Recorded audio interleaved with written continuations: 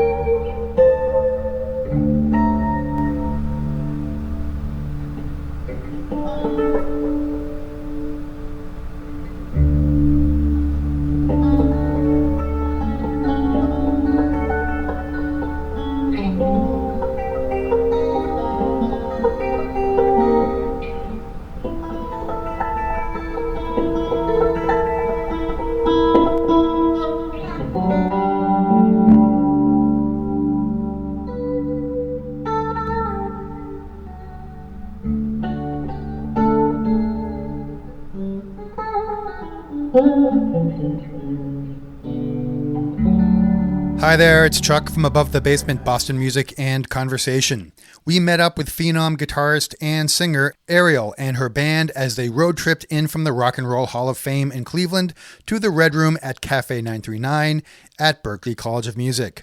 Arielle has toured North America and the UK, opening for the likes of Eric Johnson, Greg Alman, Hart, Joan Jett, and many others, and none other than Brian May of Queen handpicked her to play for his production of We Will Rock You, which was based on the songs of Queen. She's been on the cover of Guitar Player magazine, and Vince Gill proclaimed her as one of the top 5 best new guitarists. She has quite a story, and you should read her entire bio and hear her music at imarielle.com. We talked about guitars, lyrics, and melody, and women in music, and took questions from the cozy audience at Café 939, and then had the treat of watching her play for a house full of Arielle fans. We had a great evening talking to this thoughtful and talented musician. So here is our conversation with Arielle, recorded at the Red Room at Café 939 in Boston, Massachusetts.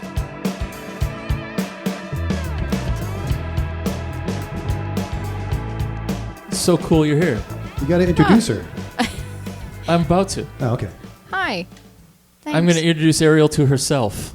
This is really a cool opportunity. We're really thrilled that you're here. You made it across the Mass Pike through Utica. And before that, you were in Cleveland, and you made your way here. You made from the Rock and Roll Hall of Fame all the way here. Yep. You didn't play there, did you? No, we were just hanging out, but random people did want to take pictures with me. At the I Rock and became Roll. part of the Rock and Roll Hall of Fame. I was in the 60s section, the Woodstock section, and a little girl and their mom's like, "Look, Sarah, that right there are bell bottoms." Yes. And I'm literally like standing there as if I was part of the museum. So they thought you were like a mannequin there. Basically, like walking around. A representative of the 60s or something. Mm-hmm, yeah. Okay. Yep. Well, I think that kind of makes sense, Arielle, because whether you listen to the music, you look at your style, you hear about the way that you sing and who you've worked with, it doesn't surprise me that you actually sort of embodied the Rock and Roll Hall of Fame. Hopefully someday you'll make it into those doors in a different way. It wouldn't surprise me.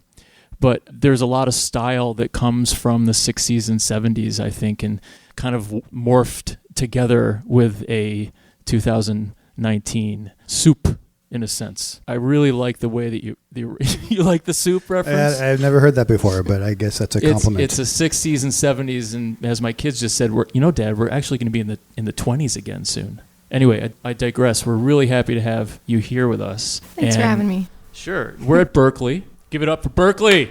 Yeah. Yes, Berklee. In the house. You guys doing okay in the back there? Yeah. All right, good. If you have questions, please hold your questions. Devin and Tim are here in the wonderful band. So, without further ado, maybe we can hear some music. Yeah. What do you say?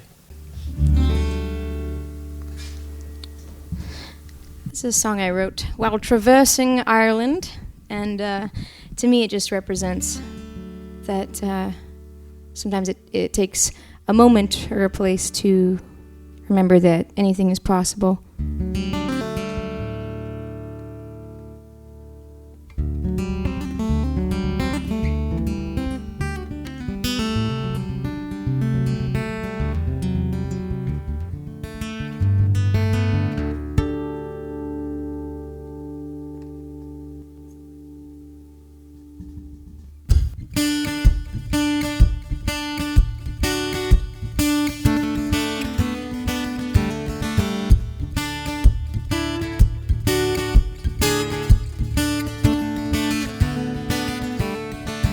Search the world for someone like you.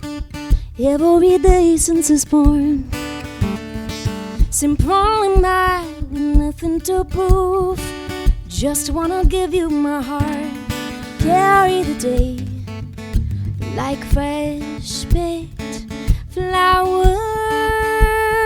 Maybe stay till the dawn.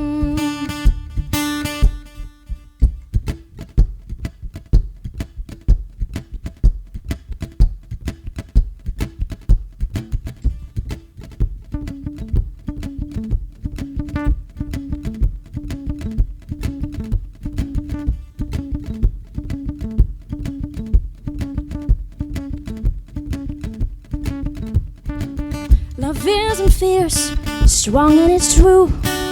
Wild as the wolf to the wind. Mystics and folklore can't keep up with you, with their stories and to begin. I wanna see what else might happen. Make me believe in magic again.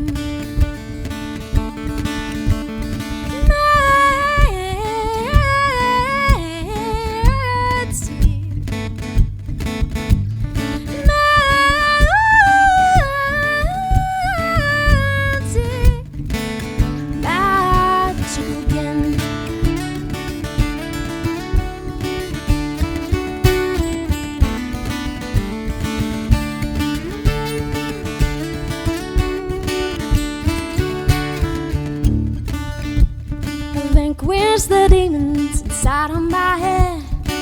Your love as the alchemist. Beyond all the rubber adventures I had, soothsayers promise. You're like the sea, we all inhabit. Make me believe in magic again.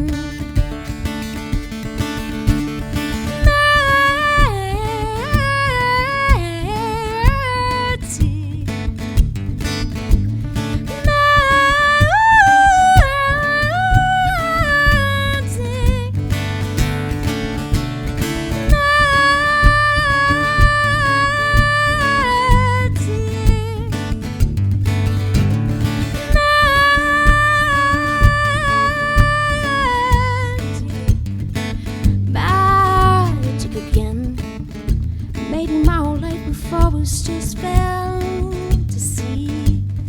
Whoa, this has been the only thing real to me.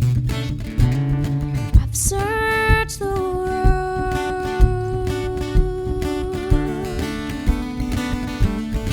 Simple life, nothing to prove. Just wanna give you my heart.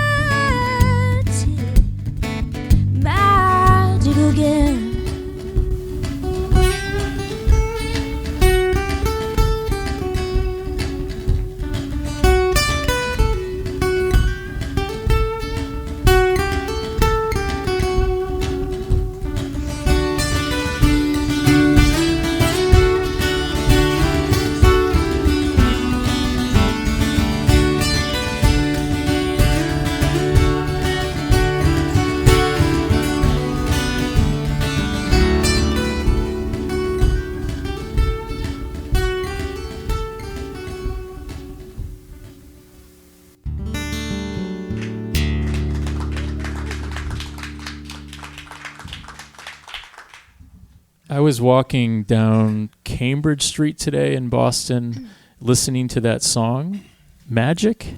Magic again. What's the melody where you sing? It's like a pre-chorus. You talk about a flower. I'll carry the day like fresh picked flowers. It just sounds like a flower. Oh, It's very cool. thank you. Yeah, I like the way that lyrics match melody somehow. Because I was just listening to that song. And my question actually is, when you write, do you think in terms of melody on the guitar? And if you do, how does that translate into vocals? Do they connect? To me, I think when I think about melodies, I think about the overall picture. It was explained to me thoroughly by a great producer, engineer named Jack Joseph Puig. And he explains it as each instrument has a tier point, like TEAR. And I think each instrument, including the guitar, has its own emotive response. And sometimes it's a voice and sometimes it's the guitar. And both, to me, do completely different things. If one's doing one, I like to think of the other one as supporting it. Most of the time it's the vocals that I'll hear a melody, but I hear everything underneath it also. So writing that one, I get very bored of just standard tuning. That's why I have so many guitars. But this guy's in DADGAD. So I just started messing around with different chord progressions. So I usually start out with the harmony first and then create a melody on top of it. And the lyrics usually come last. Or I just sing random things and then pick up stuff from that. Right. That's usually how it goes for me. When I first heard about you, the first thing that I was told is how you can shred in the guitar and that you are amazing at the guitar. But what struck me most about when I was listening to you on the way in today was your voice. You have a beautiful voice. And Thank you. It's not, the first few songs that it was on Spotify, it was like the top songs. And the first 3 songs were kind of like a bluesy kind of, but then they kind of got into more melodic, a lot of piano-based songs that your voice, it's not a bluesy voice. It's a very melodic, it's kind of like, the Sundays, you ever heard the Sundays? Oh, yeah. Your voice reminds me a lot of her voice. It's very unique on top of just beautiful melodies like that. And so, when I went in thinking, okay, this woman's a guitarist, I came out thinking she's a vocalist. The vocals really made the song for me. Even the guitarist licks were great. It was really your voice that blew me away. There's no question there, but I really liked them a lot. Didn't you start off singing way back? I started off in a choir when I was 5. I was singing You Are My Sunshine and random little kid songs when I was in preschool. And the teachers at my school said to my parents, who were both doctors, hey, you should do something with that. She has something in her voice. So they put me in a choir really young. And I started playing piano, and my parents wouldn't get me a guitar. They thought I should accompany myself on piano and be an opera singer. Later, it was 5 years later, I got a guitar. So I did start touring and doing things as a vocalist way before the guitar. But the guitar is what really pulled you into music. I think I read that once you picked up the guitar, it really spoke to you that way. I always liked things that at the time other people weren't doing. So it started as trumpet. I think I just liked soloist instruments. I'm not sure. I think because it reminded me of a voice. And when I picked up the guitar, similarly to what I was saying earlier, was that I feel like the guitar can support the voice. So what I play, instead of just doing like I can't do it here, but because I'm in DADGAD, but I can create chords that bring out my voice. Yeah. So if all I did was strum a few Kumbaya chords, it'd be fine, but I can actually bring out features of other things based on the guitar. Yeah. So it excited me how they work together. Well, and it doesn't surprise me too if you like trumpet and if you sang and your love for melodies. There's basic chord progressions, but there's so much about the melody. I know you've worked with Eric Johnson, and one of the things I was telling Chuck and I were talking before is that he's one of the few people that you can listen to a whole album and not really mind that there wasn't any words because of the melody. Is that one of the reasons why you've connected with other artists like that? Yeah, and I think that's why they've connected to me as well, because to me there are only a couple approaches to the guitar, and none of them are wrong. It's just a matter of how one expresses themselves. When I think of my favorite band, Queen, I don't just think of Freddie Mercury. I think of how everything was structured, from the drum parts, how they all sang, to John Deacon's bass playing, to what Brian did with everything. To me, it was never just one piece of the vocals. And without one of them, it wouldn't be as great as it is. And I think the guitar players that I've connected with all sing. They all write independently and a lot of times with others.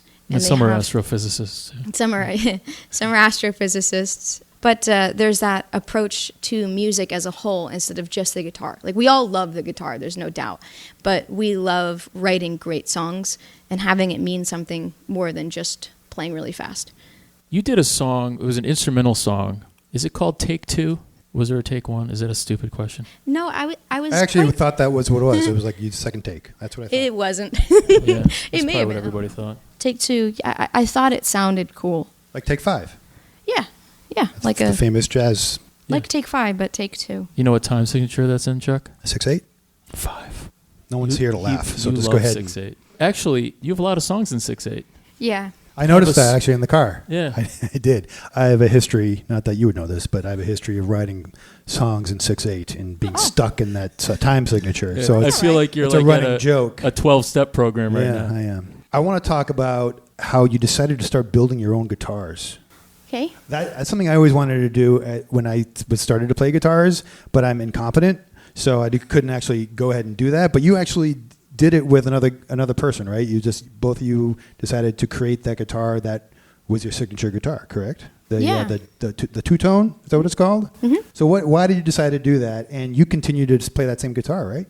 Yeah. Yeah. Yeah, it's over there, right over there. There she is. Yeah, there she is. It's female? It's both. It's Gender neutral? Yeah, pretty gender neutral. All my guitars are. I thought you said the little guy was a little brother. Well, cousin. Don't put it on the spot. I say it so most people understand He's more it it's instead more of thinking masculine. of like hermaphrodite. But All right. but all of them have gender neutral names. Well, they are guitars. Yeah, I mean, they don't really have, so I keep sorry, it gender that's neutral. true. But yeah, I had a friend that built guitars. I was going to MI at the time. MI is musical... Musicians Institute. Musicians Institute. Where's that again? That's in Hollywood. Your friend was already building guitars. Yeah, so I would have a lot of guitars, not for a very good reason. I liked the whammy bar on one guitar, and I loved the pickups on another, and I loved the scale length of one. And my friend was building pretty amateur guitars. I'm like, hey, would you want to build one with me? It seems like a really cool process. My favorite guitar player, Brian May, built his guitar with his dad when he was 16. Yeah. Oh, and is I that was right? 16. Oh, Yeah. huh. Yeah, so I kind of wanted to experience that as well. So we drew up multiple versions of what the guitar would look like and all the specs. And it was about a 6-month process. Huh. Cost around $550. Was it out of a kit or was it from scratch? No, totally from scratch. Oh, wow. So May I? Can I display yeah. That's fine. the two-tone? Yeah. Be careful with it. It's been dropped multiple times. Could you state your name for the... I can, My name is Caitlin. Hello, Caitlin. Hi. Go ahead. Well, I was just kind of wondering, being a female artist in like a male-dominated sort of industry, I was wondering if you've ever faced any sort of challenges that you feel like you've had to overcome, or if there was any like a time that, you felt intimidated being a woman? all the time. It's kind of an interesting time period because of the whole Me Too movement and all that. So I guess it's a sensitive issue for both men and women now.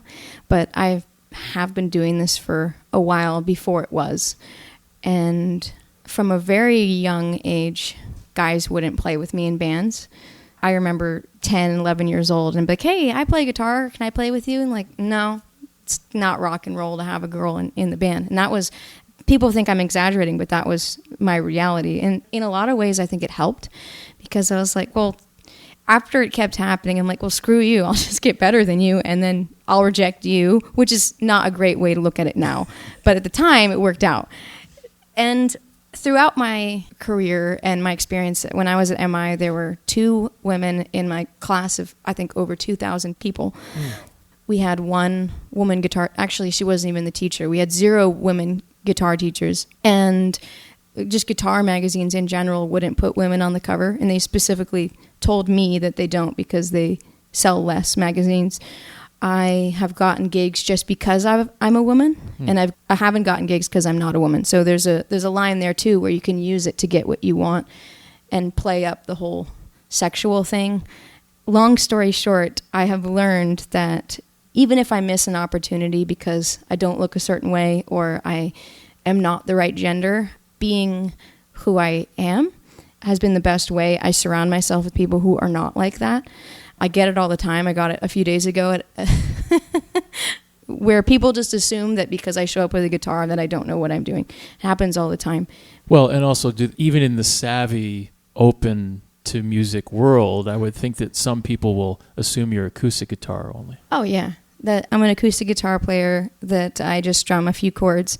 And then there's also, again, there's a two sides. So there's you don't know anything and you're really not that good, but because you're a woman, people care about you. I mean, I've talked to different artist managers and they're like, "Oh, you play guitar? Do you want a gig? You have to wear a blonde wig, or you have to do this or wear these clothes." So again, there's a duality there where you use it to your advantage that isn't necessarily real, or you aren't taken seriously. So I try to stay in that median line because, you know, they're young girls looking. And to me, I was a tomboy and I associated myself with a guy. I was like, yeah, I want to be like that guy. But the question that I get all the time is, why don't more women play guitar?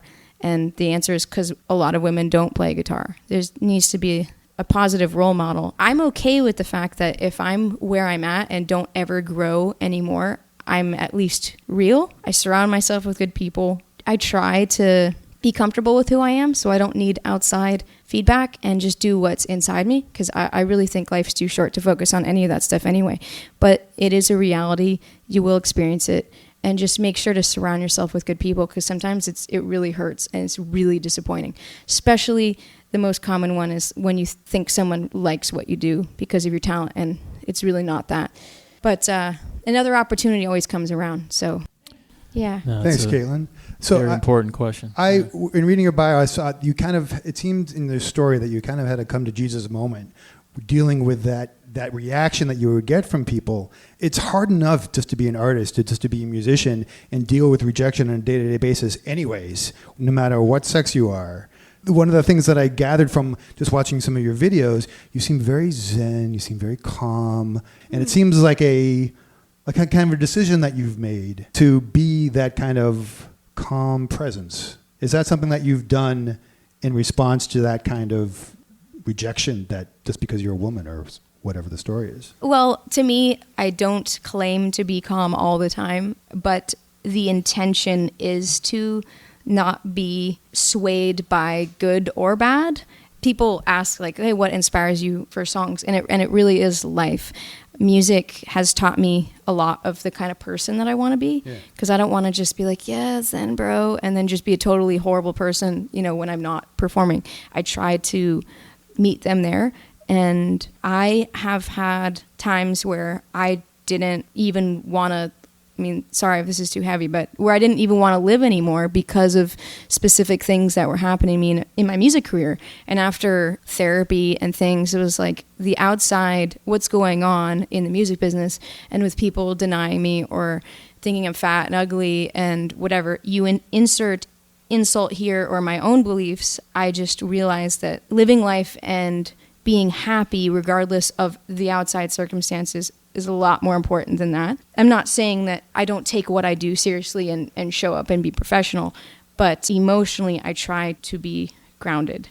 Yeah, I just bring that up. I don't mean to get all deep for you guys, but deep is good. It's a important thing for any artist, I think, to come to terms with any kind of negativity, because it can be your entire life. It can be negativity if people don't like you or if they just reject you for whatever reason. Mm-hmm. So I just liked how you addressed that in your bio. And I don't know, you just kind of made me feel that way. So, thank you. You're welcome. We're going down the rabbit hole here. This is a good rabbit hole. So I want to hear that guitar. Yeah. Can we hear that? Sure. Yeah. What are you gonna play first? The band's Can here. you play something? Can you play something first? That's cool.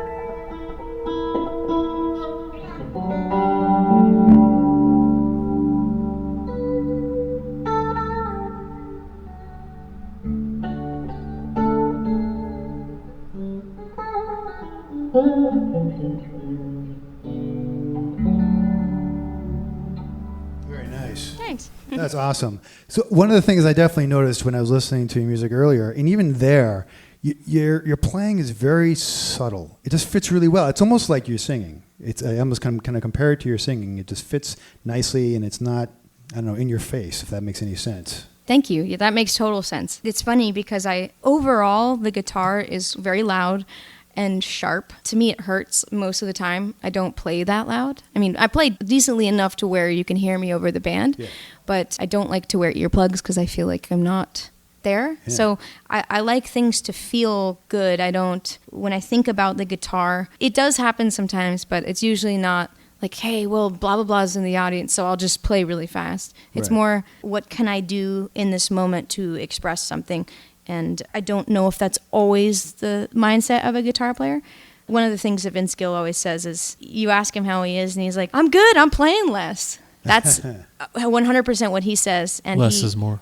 Yeah. Less is more always. And sometimes it's hard to know when that is. Yeah. But I'm always trying to figure that out. Because as you said, I really think that so much of it is in the intention of it and the placement as opposed to how much or technique. Do you find that because of where you can go with your improv and with your melody playing on the guitar, where you can go with your vocal, where you can go with your acoustic and your rhythm, do you find you almost need to restrain yourself in a sense for doing it all? What I'm trying to ask is, after you get to a certain point, you're kind of a triple threat in many ways, but are there times that you just want to hang back and go simple? There used to be a lot. I used to want to be very simple and just be someone else's guitar player. For me, when I'm in front of a microphone and I don't have a guitar, I'm okay. If I'm at an instrument, it's okay. But sometimes for long periods of time, I do feel a little funny.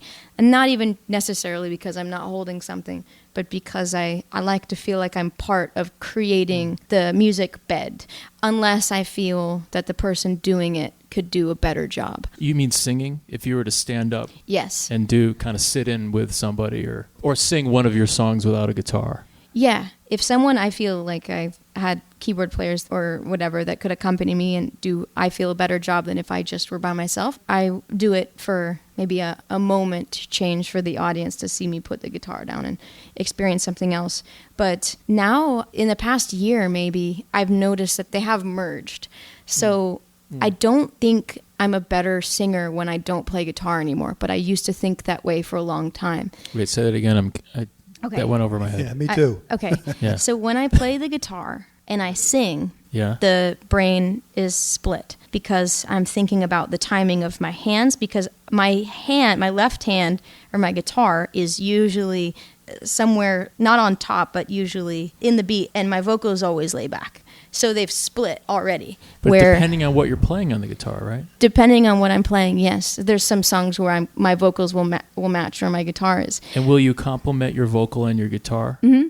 Yeah, but it's taken me forever to do that. It's just doing it over and over again for like a decade where I'm like, yes, I finally, I'm a little slow, but they can merge now. So if I were to not have a guitar, I sing differently than if I do, quite a bit differently. And then when I try to create the timing of the singing, it's almost impossible. Not based on the fact that I can basically play and sing anything at the same time if I sit and practice in my room.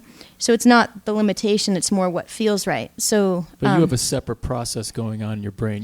Your vocal is kind of floating up here. Yeah. It's kind of autopilot. It's got its own direction, and the guitar is separate from that. It's usually the guitar is on autopilot and the vocals are present. That's usually what it is. Unless, are you consciously thinking more about your vocals when you play? Yes. When you started playing today, you played Magic again, and you have that amazing falsetto that goes up. Chuck, can you do it for us? I can't. So that was more conscious. Oh, yeah. Or have you done it so often that it can just sort of feel like it's unconscious? Well, the only thing that's conscious is when I'm playing that song, I will look just for a second to make sure my hands are in the right spot. I guess it's like a keyboard. You look for a second, you're like, okay, I'm good. Yeah. And then you look up, and as long as you have that bass area, it's okay. So because it's tactile, too. Yeah, you know where you are. It's tactile, and each guitar is different. So the neck on this one literally is so long, my arm is fully extended this one's long compared to the other ones. So if I look down for a second, I'm like, okay, we're good. Then I will trust that my hands will cover the guitar, and then I sing. But sometimes I do have more rhythmic things on the guitar, and then I will think about them both at the same time until I practice enough. The guitar is the hardest to me because I want it to not go away, but the thought process to go away, because I know that people are listening more to the vocals. The average person, to me, that's what they... So it's not just about yourself and your own abilities and control, whether it's innate or not. It's about the experience. Yes, absolutely. I think it was, well, what both of you guys were saying about the vibe that's created, and back to the tear moment, and how you said the flower thing. That is my goal as a songwriter, to be able, I guess, the onomatopoeia of words, to have the sound of the music be shaped by what the word is. And the guitar can't always do that, and the voice can't always do that. So if one can't do it, then I add what the other one can't. And I'm not right all the time, but that's the approach. Well, let me first say that's the first time the word onomatopoeia has been used on this podcast. Thank you. It's a great word. Yeah, I've got a great question from Matthew. He wanted to know, what inspires you to create and perform when the rigors of life get in the way? Hi, Matthew.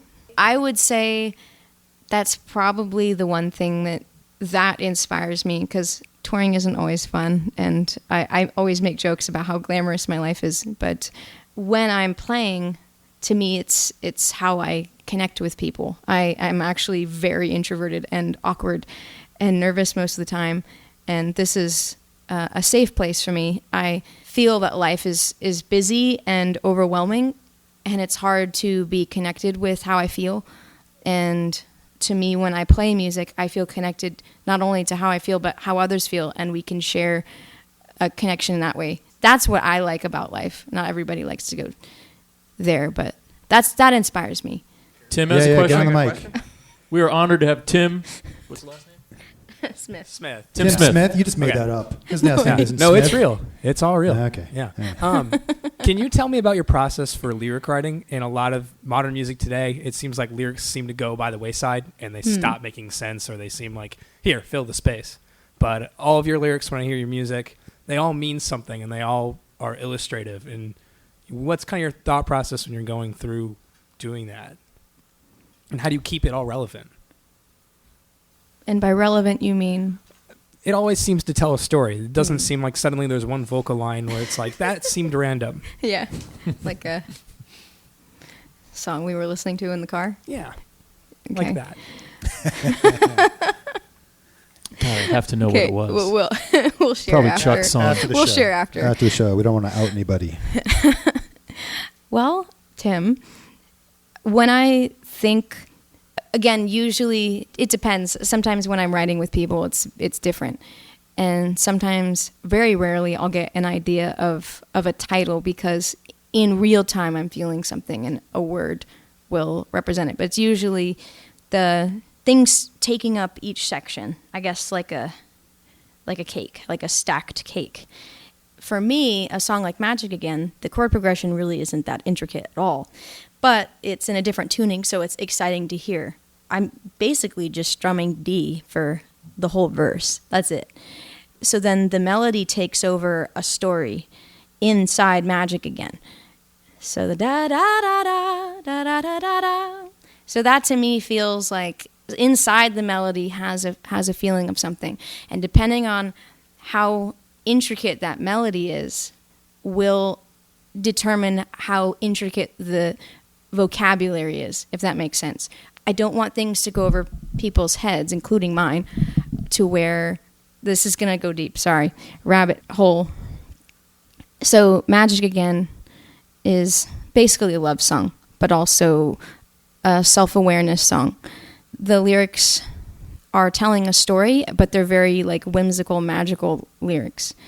And I wanted it to feel storyteller-like, but I also didn't want it to be so direct that it lost the color. And the melody speaks more than the lyrics.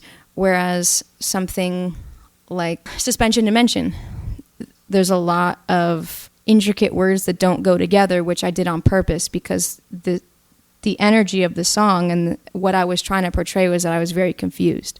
So the mood of how I feel will determine the lyrics that I use. Another thing, I guess that I've just learned from songwriting are the ands, buts, thes, anything that really isn't pertinent and meaning something. I try to remove unless I want people to have a break.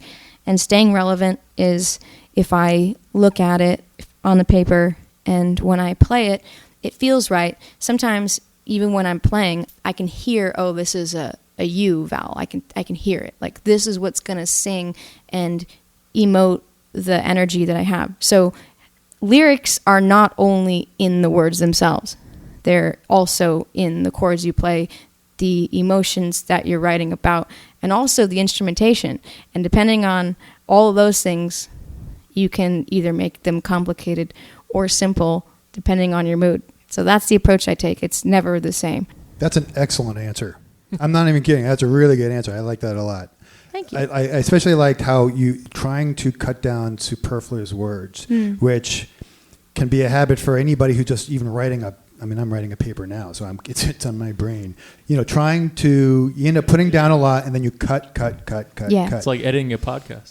Yeah, it is. And putting in those extra words, which tend to be, people just do it in regular life. That's why people say and because they think they need to say something when silence would be just fine as well. You don't always have to have a lyric. You don't always have to be singing something. Sometimes quiet is good. Sometimes less is more, as Vince Gill says, right?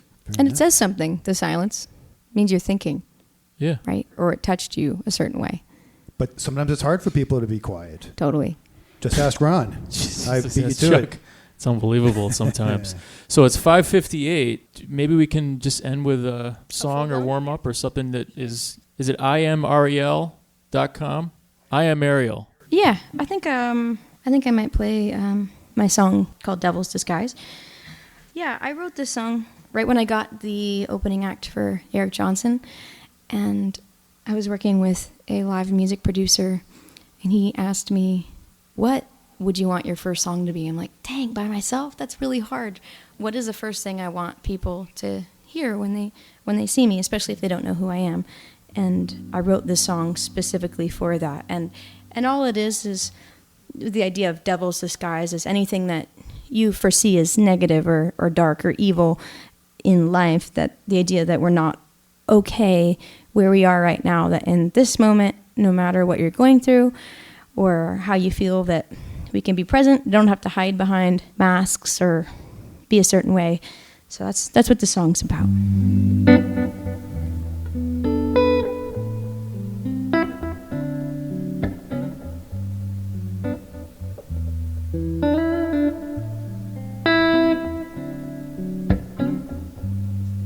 Can you feel it drifting in the air tonight? It's like a cool glass of water after all night. I know it's lame when I sail this bay, but it's special as heck when we're in the same place. We don't know how long we've got till he gets taken away. Pull down my skin, ease up your minds, close all the curtains and leave it all behind. There's a million reasons why we say it isn't right. It's the devil's disguise, 'cause baby, we're alright.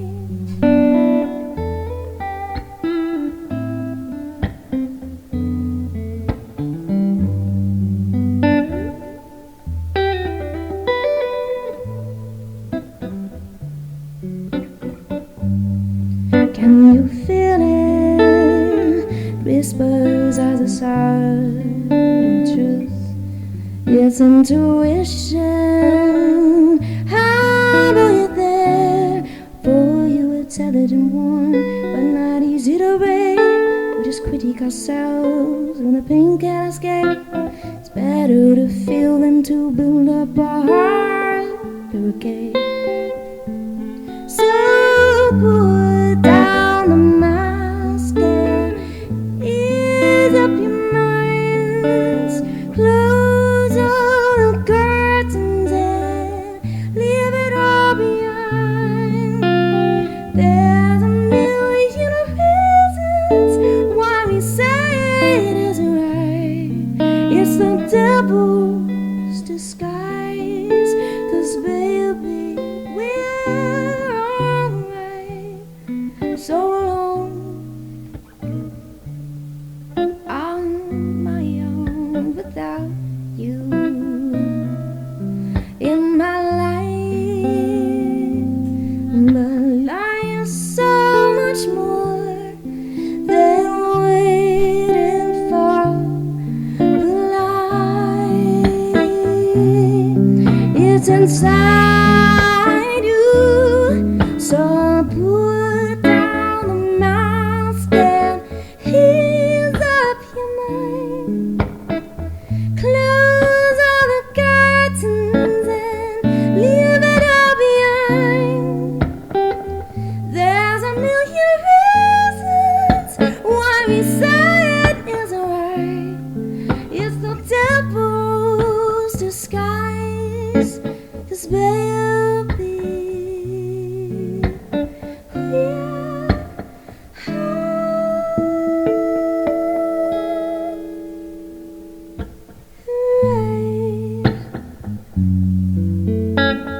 Do do do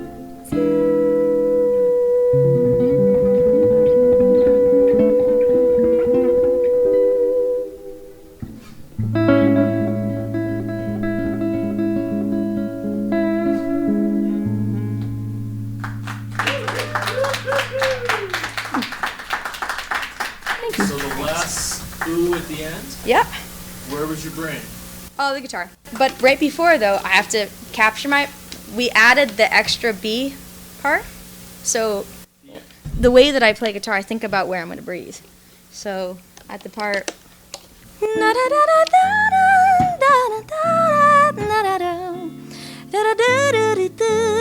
'Cause baby, hold this an extra bar is so I can breathe.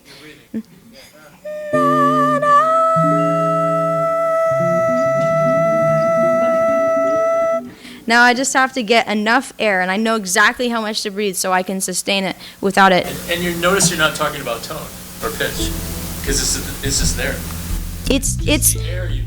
It's there as long as everything before I get here is done properly. The voice is like its own little pet creature that I have. Right. Arielle is incredible, and we thoroughly enjoyed our conversation and her great performance that evening. You can visit her anytime you like at imarielle.com. That's IMARIELLE. We would like to thank her and also give a shout out to her drummer, Tim Smith, bassist Devin North, and all the kind folks who helped set this up, including Jeff Howard, Al Marks, and of course, Sharon Corbett. We would also like to thank everyone at the Red Room at Café 939, including David Hughes, Michael Creamer, and Lauren Hodge. You can learn more about the Red Room at berklee.edu/Café 939. Do us a favor and go to abovethebasement.com, where you can join us on Patreon, sign up for our newsletter, listen and subscribe to our podcast, like our Facebook page, follow us on Twitter, and look at all the nice pictures we post on Instagram. We are everywhere. On behalf of Ronnie and myself, thanks for listening. Tell your friends. And remember, Boston music, like its history, is unique.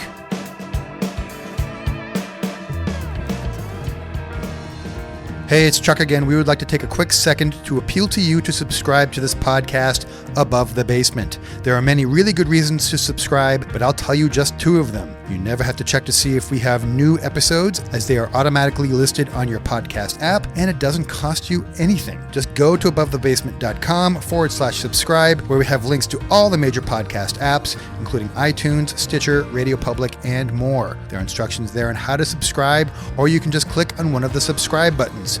If you already have a podcast app on your iPhone, for the most part, you can just open the app and you will see a magnifying glass on the interface. Just tap on that and type Above the Basement. You should see us right at the top. Tap on the subscribe button and you are done. And while you are there, please write us a nice review.